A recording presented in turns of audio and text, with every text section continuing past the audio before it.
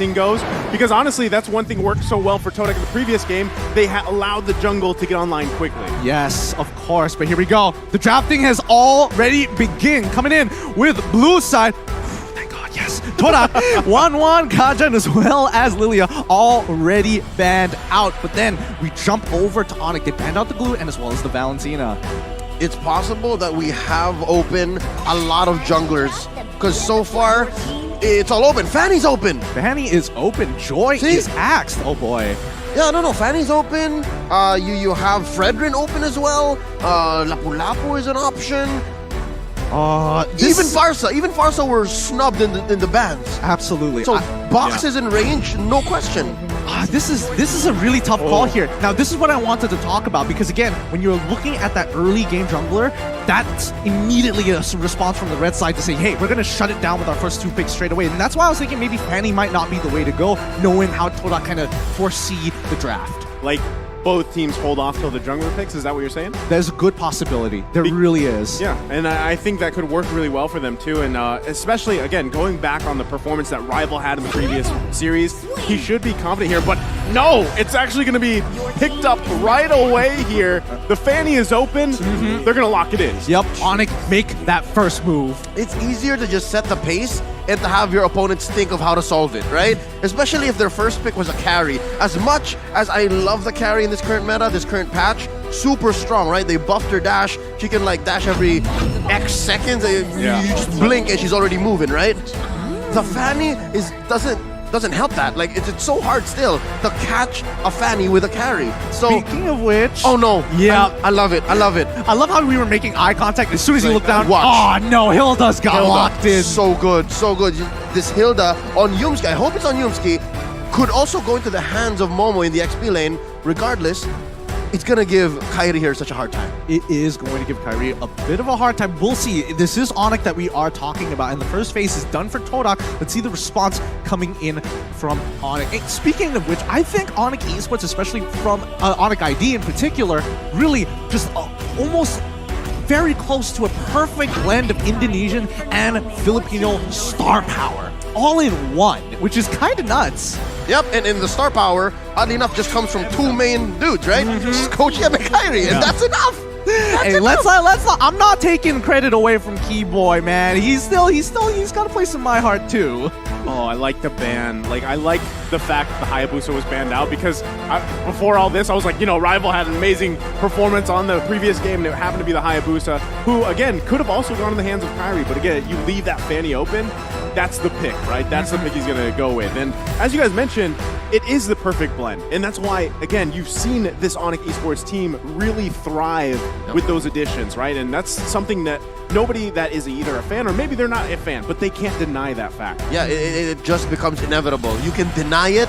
You can think there's factors, but no, the results are there. Yeah, the results are definitely there. And now Todak look to try and take away more support. Wait, Formez is just chilling in the crowd. That's Formez. That's Formez just chilling in the crowd casually. Well, this is still the group stages, so expect to see him a little later on. But Akai also getting banned out. Whoa, this is a really good call coming in from ONIC. They're going deep. They're covering their bases. Junglers of all sorts. They're taking away the possible best choice. A utility jungler, they got Akai. An assassin that could spread out the Beatrix and the Fanny, they got the Hayabusa. Maybe they want to, I don't know if this is going to happen, but maybe they want to play against that Fanny Ling in the jungle. That could happen, because again, your options are, like you said, they're covering the bases, right? You have the assassins, you have those tanky junglers, there's the Cho being taken out here. So again, what is that option for Rival in the jungle? It's already very narrow as it is. Yeah, I think he still has a couple of options to really work with,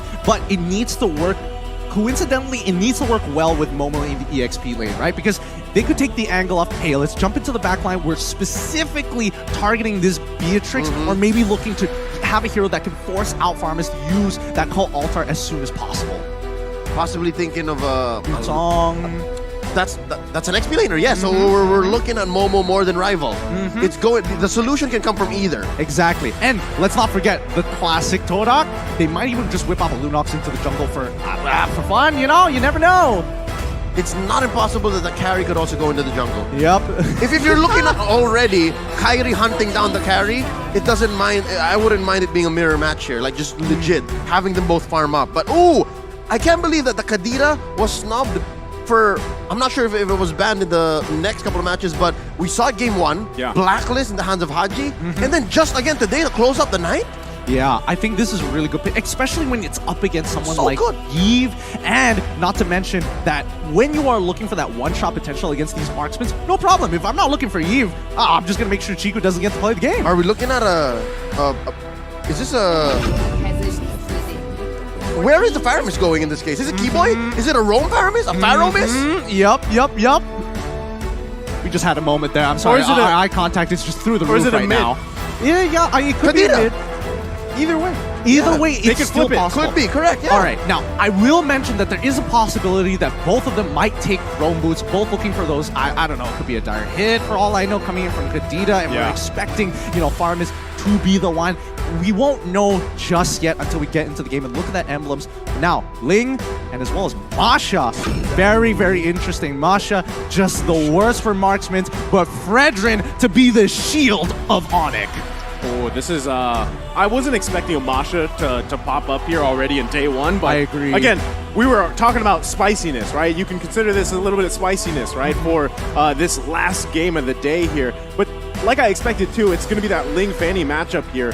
Both teams have to be able to secure that early jungle pacing, and I gotta say, for Kairi, it's going to be difficult because you got a Hilda across from you. Yes. And we know how much havoc a Hilda can cause. in the Not jungle. just, as well as the Masha. Yes. But just the same, Todak's lineup here, that's way too much scaling. You're expecting too much from the map in terms of XP and gold. You're looking at a carry, an Eve, a Ling, and a Masha.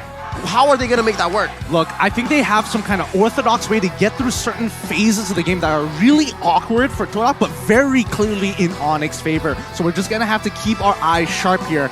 Don't miss a moment of this matchup as we jump into the land of Dawn. Our very final game of day number 1 comes down between Todak versus ONIC Esports. All right, can confirm now Welcome that the to Faramis is Mobile going into the hands of Sans, and it is a roaming Kadira. Watch out, look, Momo! Oh, already. So soon. Yeah, so very That's the plan, that's the game plan. That's exactly what you were calling. Kairi, though, first blood drawn by Yumski. And as we were saying, these two heroes alone are going to cause havoc for Kairi. What ult? I mean, What ult? Level 1. this is, they cheesed him. They sent Momo in as well. They let go of Momo's very first wave to pull this off. That's crazy. That's just nuts. What? How? How? It's all about the collapse. Again, Kairi is rocking the high and dry. He's expecting that there would be... I think that's what I was expecting as well. They're looking for some scaling, looking for at least to build up some EXP and some gold to make this matter. But instead, they went the complete opposite. It's a total langar. Just bumped straight into the jungle. That's the idea. And even ONIC, they are a little bit more aware of what Yumski is trying to do, but Kairi is losing levels of time. Yeah, Yumski going to be careful here if No! he can, but Kairi able to take the revenge, gets the kill.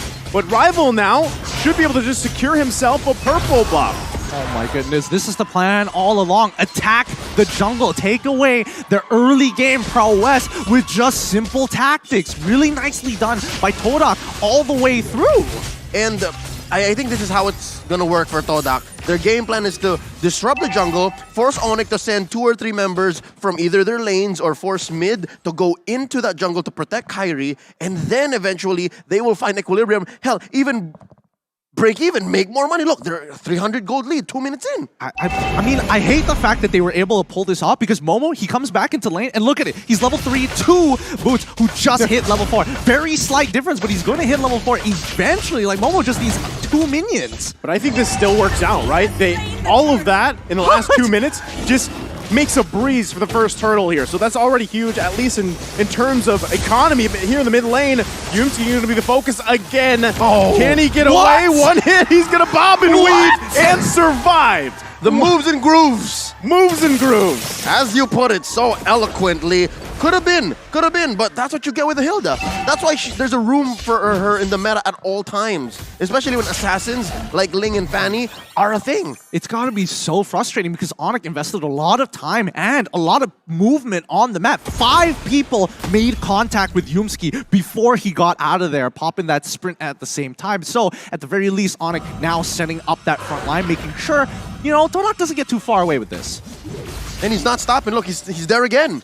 He brought Rival there. Oh, ONIC Esports, though, trying to do their best to work around it. It's Chiku, guys, that falls here. Now they're going to get out of dodge the best they can. Yumski going to be the focus. They're still looking to pursue as Boots goes in, gets the taunt, but Moon gonna have to flicker out. It's Yumski gonna be the focus again. Kyrie grabbing another kill. There we go. ONIC seeing exactly what they need to do. Saw Yumski and we're like, okay, there might be more this time. Todak might escalate things, and as soon as Chiku guys came into vision, instant pounce. Yeah, fool me once, shame on you. Fool me twice, not gonna happen. So ONIC understands that they have to make the most of these rotations. If they're gonna answer, something's gotta give. They have to commit something and gain something. Rival! What? Oh, he got really, really close to actually getting that kill, but Yumski gonna, you know, face check it first. I'm very curious as to see how Todak is actually going to transition into the mid game specifically, because that's when you expect to see ONIC really getting out of the laning phase and working as a unit. I think that's a good point, but at the same time, ONIC Esports at this point, it took them what, 2-3 minutes to figure it out. That real adjustment already, and now I feel like now that this next turtle is up, they do have a choice. Do we just give it away? But look at the positioning already from ONIC Esports. Yumski though gonna spot out CW, but Sands and Boots not too far, but they're too late. Rival able to secure another turtle here for Todak. Oh, I mean, right now Kyrie is getting harassed out of his mind. Even running down towards the turtle, you can see Momo chasing him. Yeah. But as it is, Todak is happy that this is how the early game has gone, despite having, you know, conceded a few kills. And if they get CW, the flicker in! Tempest of Blade's gonna come out. He survives though with that Cult Altar, but now Sand's gonna be the focus. He takes all the damage. Moon grabbing the kill here under the tier 1, tier 2. That's what you buy with a hero like Moon, with heroes like Hilda and Masha on Momo and Moon's on Yumski. Again, Moon is, I keep mentioning Moon, he really hasn't left mid. Yeah, he really hasn't left mid. He's really accumulating the farm, and the rest of the team, including the side lanes, are pulling pressure, strangely enough. So that's how they scale up. You scramble the opponent so they can answer. Oh no. Ooh. Close one. I was holding my breath. Yeah, same. So they can't answer on a conventional way, and then you just farm up. Look, it grew up to about 1,000 and change. Yeah, the bleeding has not stopped just yet, Yeah. but this is a comfortable position for ONIC, right? They still can actually get to the later stages and look for that big fight in the mid game. However, keep your eyes, especially from Todak, the 2 1-sword carry, Moon, and as well as, Chiku, guys. Rival's not gonna die. Okay, he gets out of there. All right. Weapon swipe off my forehead real quick. I think it's still working out though, because Kyrie's behind in levels, right? Yep. He's level 7, Rival's level 9, and so objectively, you're gonna have that advantage already in the jungler. So if they can continue that on, this might be a clean take for Todak in terms of turtles, as the next one's gonna be up in about 10 seconds here. But you can see them both fighting for space and position around that turtle pit. I was about to say, one key advantage that at least ONIC has is TW is ahead. TW is getting a lot of items, building up, but wait, no, underneath mid. Kyrie once again pushed out of the jungle here. So just like that, it is going to be a clean sweep of turtles. Momo, though, Sans able to pick up a kill with that Stampede. And there could be a small win here, but Yumski going to fall as well. Kyrie able to get the killing spree, another kill for him in the jungle. Yeah, but they do translate into a turret down bottom, so eventually the farm will still keep rolling. I was saying, CW farming a little better than Chico Guys, but we can't count out Chico Guys. Chico Guys just has that weird killer instinct, can come on any time, in any way. He can be 0, 6, and 2 and still carry from there. And especially when you're on a hero like Harry, that's definitely something you have to be very wary of, even if you're as tanky as Boots. Kyrie's still getting harassed as always, but it's tough with the composition that Todak has. Momo is not going to let him have fun, and neither is Yumski. Man, and just like that, I mean, there's turrets going down here. Finally, the second one in the game, both having 1. So they're going to be working around with that space here, but still focus on the mid lane. both these teams have the tools they need to win these small skirmishes leading up to that first Lord of the game. Looking at the items so far, it's looking pretty good for the side of Todak, but even then, ONIC, as soon as they're getting their second as well as their third items, we'll see the table start to shift in their favor if Todak loses that lead. Oh, look at this massive farm on both Rival and the Chico guys.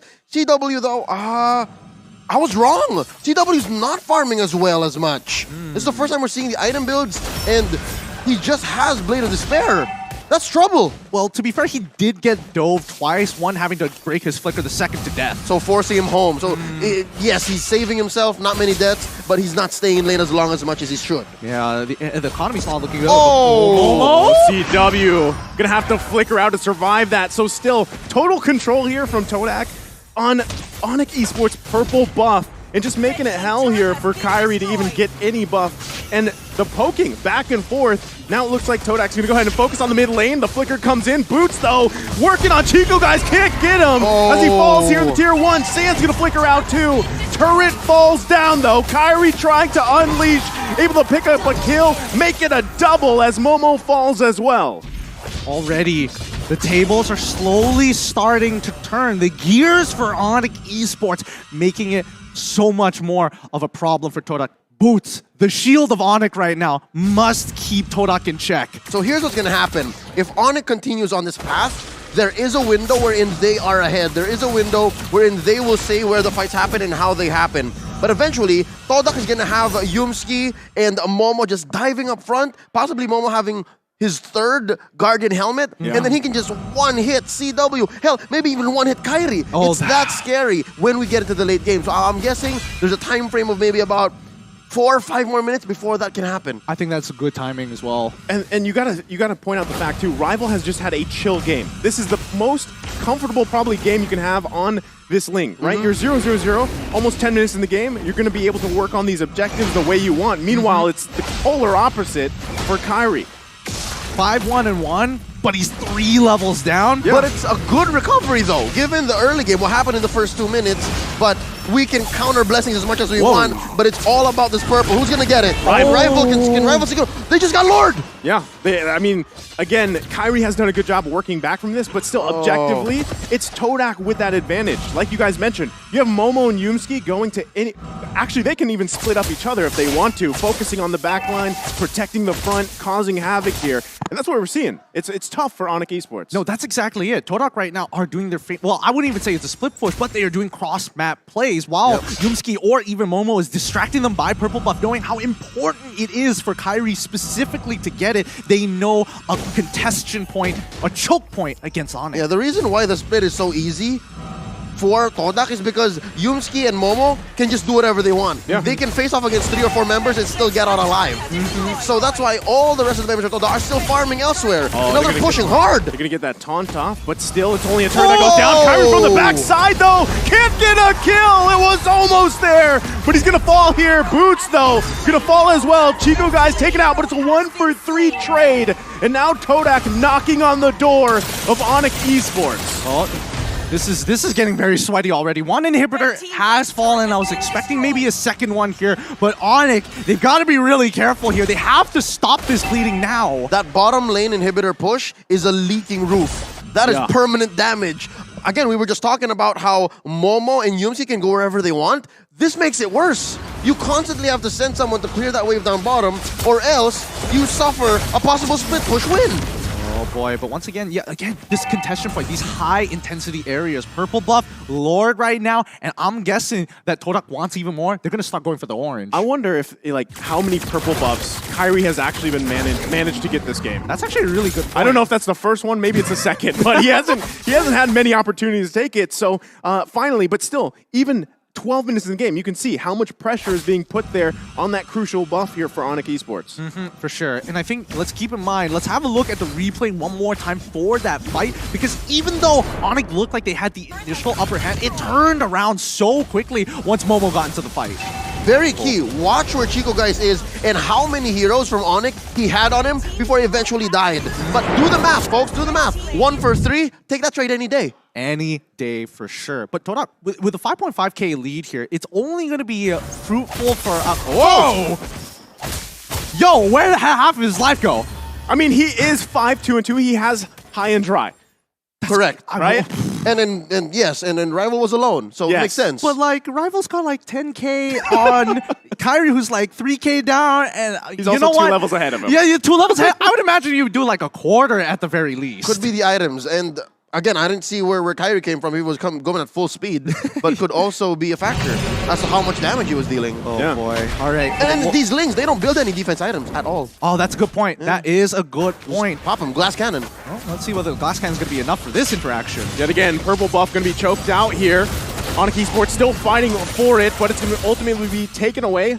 Momo and Yumski doing exactly what we painted the picture here. Yeah. Keyboy, though, waiting patiently, because now that the Lord is up, this could be a crucial pickoff if Keyboy can find it, as he waits patiently in that bush for now, but Todak not even going to enter that area. Oh my goodness, is somebody going to check it? Can he get hit? Rival's going to be in trouble. Gets the Tempest Blades out. And now Keyboy's going to be the one punished You're here. kidding. What a play coming out from Rival. You're kidding. That didn't one-shot him. What's going on? He had everything, even Magic Worship. He played it perfectly. At this point, Keyboy hasn't really farmed up, couldn't stay in the lane, get the XP, get the gold that he needed. He just could not. And you're looking at Rival who's at level 15, level 14. Keyboy's at 11. Just the base stat growth just made the difference. It really did. And I mean, right now at the 42K mark, they are clearly at an item power spike against ONIC, who's at 37. They just need a little bit more time to catch up. But with this Luminous Lord, I don't know. We're expecting to see at least another inhibitor turn, or at the very least, a 5v5 fight. Yeah, I think, as this Lord marches down the bottom side, ONIC Esports is still, even with this defense, they're going to have their work cut out for them, because what you're seeing is just engage after engage. And Keyboy, I mean, look how tanky Yusuke is. He's going to get dragged with the Stampede here behind enemy lines, but should be able to bob and weave out of there. They do lose that mid-turret, though. They're not even going to wait for the Lord here, as Todak is into the base of ONIC Esports. Lord has made its way to the base. They lose that mid lane, and now they're going to lose more resources here, but Momo doing exactly what he needs to do. Kyrie trying to poke down anybody that he can. Lord should go down shortly. They might look to end it here. It's still hitting the base. Tempest Blade's going to be popped. Yumski, though, quite low. And for now, ONIC Esports able to hold on. World-class defense coming up from ONIC Esports. Incredible! Oh, run, moon, run!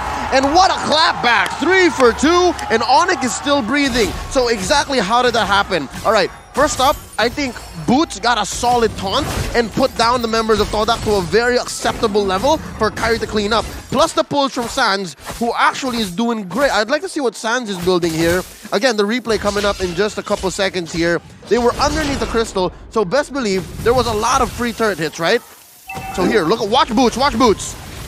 Oh! See? Got her Appraisal's Wrath. You're right. The Appraisal's Wrath really making the difference, chunking out a lot of the members. But even prior to this, the fact that they were pulling the Lord's attention to minimize its damage on the crystal, That was making key. all the difference. That was key.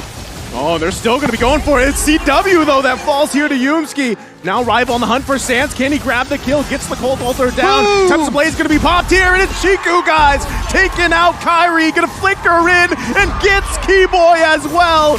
Todak is looking to end the game here in a huge match for ONIC Esports. And now they're going to wait for that wave to come in. Weird World Manipulation going to come down. Boots trying to do his best to stall out. But now the wave's going to be charging in. Todak looking to end the game. Rival focusing on the crystal, and that's it. Todak takes the game against ONIC Esports. There we have it! Todak winning both their matches here, and they've even taken down ONIC. But don't worry, nobody's going